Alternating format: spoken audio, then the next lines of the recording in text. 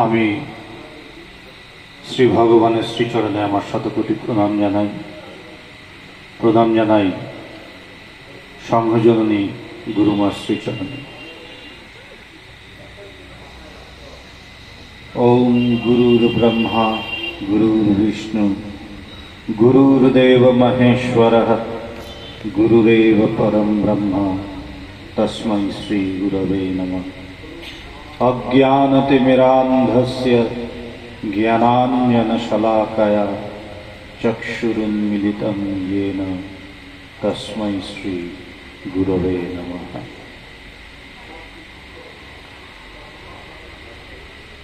International Vedanta society মায়ের বাড়ির পক্ষ থেকে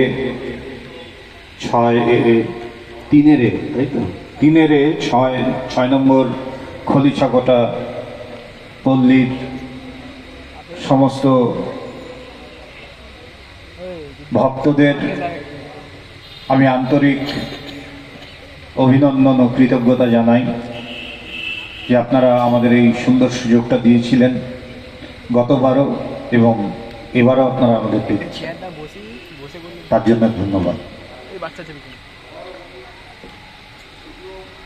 আমরা এইমাত্র গান শুনলাম এবং আমাদের খুব প্রিয় গান জাগো তুমি জাগো। মাকে আহ্বান করছি এবং বলছি কি যে মা তুমি জাগো। কিন্তু প্রশ্নটা হচ্ছে কোথায় জাগবেন তিনি? তিনি যে জাগবেন কোথায় জাগবেন? মা কোথায়? বলছেন তাকে জাগতে হবে আমার ভেতর। আমার ভেতরের যে সুপ্ত মা, যে মা শুয়ে আছেন, তাকে জাগানোর চেষ্টা। কেন? কারণ আমার মধ্যে দুর্বলতা আছে। আমি মাঝে মাঝেই নিজেকে অসহায় বোধ করি। আমি দেখি যে আমার শত বুদ্ধি বিদ্যা জ্ঞান যা কিছু আছে, টাকা পয়সা আত্মীয় স্বজন সমস্ত কিছু দিয়েও আমি আমার সমস্ত সমস্যার সমাধান করতে সম্ভব হই না, পারি না, হেরে যাই মাঝে মাঝে। এবং তখনই মায়ের শরণাপন্ন হই।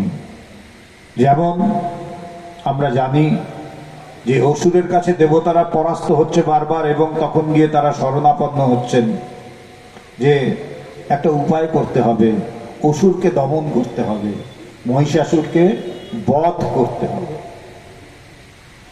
এই মহিষাসুর বাইরে কোথাও নেই, এই মহিষাসুর আমারই মধ্যে।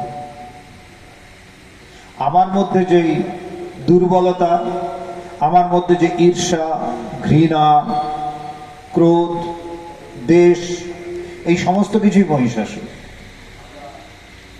যিনি এবং মহিষাসুরকে আমরা কি জানি, সে বারবার বেশ বদলে বদলে আসছে, কিছুতেই মারা যাচ্ছে না।